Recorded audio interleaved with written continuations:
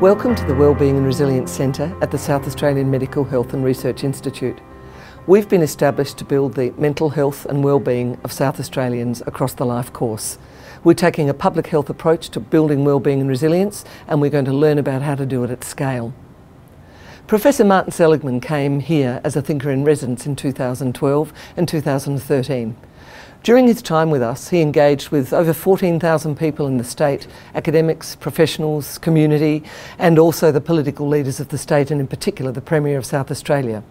He left us with a key message, that wellbeing is now measurable, teachable and learnable, and he recommended to the Premier of South Australia that we should become the state of wellbeing.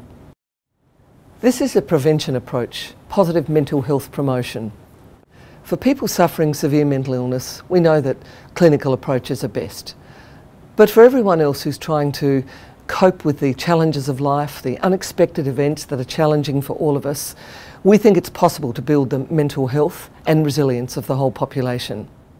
The Wellbeing and Resilience Centre is in its first year of life.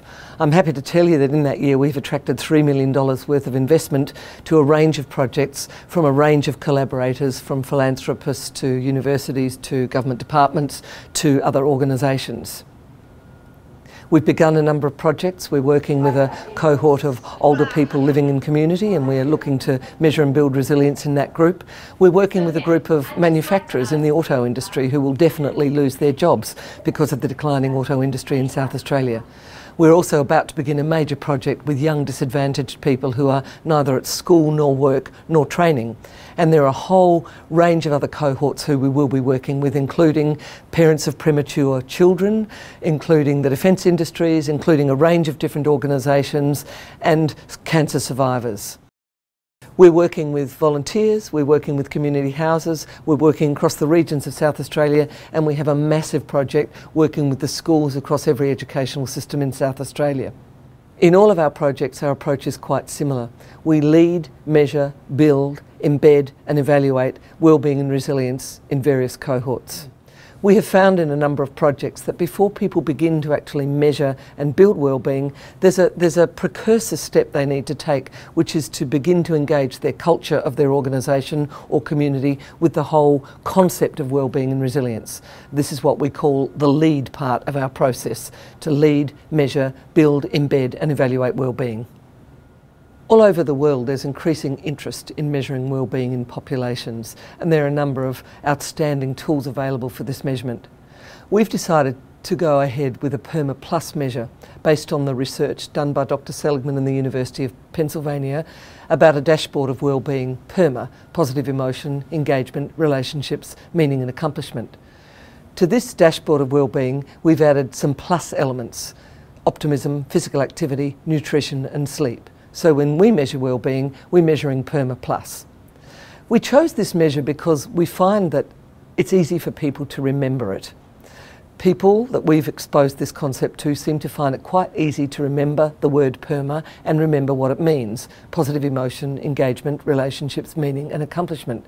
We think that's one of its great strengths, because it means that by understanding the word PERMA, people are also understanding concepts of what to do for themselves to build their own wellbeing and resilience. If you like, the dashboard of wellbeing PERMA holds within it the keys to activities to take responsibility for individual wellbeing and resilience. As with measurement, there are very many different approaches to how to build wellbeing, positive psychology, resilience approaches in the human population. There's been research and efforts going on in this field for over 50 years. We've decided that we'll take a resilience skills building approach using work that has emerged out of the work done by the US Army. We're working with Brigadier General retired Dr. Rhonda Cornum in developing a range of resilience skills approaches, and so far this work is well accepted and proceeding very well. But we know there is a long way to go. We also know that behind the PERMA Plus framework, if you like, there are 100 years worth of knowledge in psychology, in human relationships, in organisational development and leadership, which can be called into action in the work of building mental health and resilience. But of course it's the great work being done now in positive psychology globally, led by a range of remarkable researchers that we are very interested in, and we plan to launch a Visiting Fellows program as part of our work so that we are engaging regularly with world leaders in positive psychology research. We plan to become the State of Wellbeing. But at SAHMRI we know that this can't happen unless we pay very close attention to the science. And the leading science that we're interested in at this point is the science of positive psychology. We know we need trained individuals, leaders, trainers, academics in order to build this large-scale vision. We're working with our leading vocational educators and a number of universities to build what we think will be the first integrated scaffold of skills and education on positive psychology in the world. This will produce for us the students, the researchers, the knowledge holders who will underpin our public health approach to building wellbeing and resilience at scale. We plan to build a very large body of research about how to build wellbeing and resilience in the human population. We want to attract relationships with other global organisations and universities and researchers. We then plan to build a wellbeing and resilience products and services industry here in South Australia. Our mission is to lead, measure, build, embed and evaluate wellbeing in the human population. We want to contribute to the evidence base about how positive psychology can be used to build wellbeing and resilience at scale. Throughout the Dr. Martin Seligman residency, we made contact with thousands of South Australians. We plan to continue this bottom-up and top-down approach. Working closely with the community is going to be critical to our work, and if we're to be successful with our public health goal of building mental health and resilience in the South Australian population, we need to stay close to our community.